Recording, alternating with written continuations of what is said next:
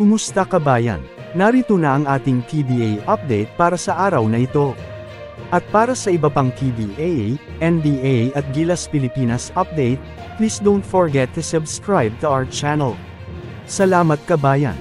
Pagkatapos nga ng dalawang magkasunod na pagkatalo ng Barangay Ginebra Gin Kings, una, sa koponan ng San Miguel Beermen noong April 5 sa score na 95-92 at ang pangalawa naman ay sa Terra Firma Jeep sa score na 91-85 noong April 7, na talaga namang ikinagulat ng marami at ikinadismaya ng libo-libo nitong fans.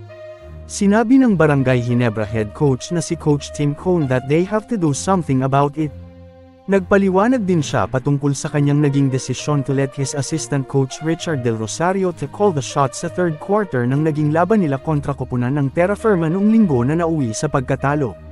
Sa kanyang naging pahayag habang nasa outreach program sa Kids International Ministries, ito ang sinabi ni Coach Tim, "I just felt like from a team standpoint, I felt like they weren't responding well to my voice. They're getting tired of hearing me, so I decided to give them a different voice. At certain points of the game they responded very well. But still, we need more work. We are not happy. I'm sure the fans are not happy and they should not be happy. We know that.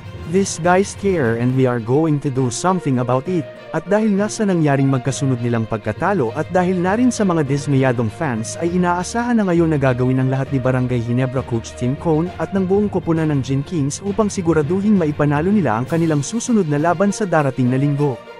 April 14, nagaganapin sa Ninoy Aquino Stadium, kontra naman sa koponan ng Northport. Siguradong iiwasan ni Coach Tim na magkaroon ng 3 straight losses ang kanyang team at hindi ito papayag na matalo muli ang Ginebra sa magiging tapatan nila ng Northport Batang Pier.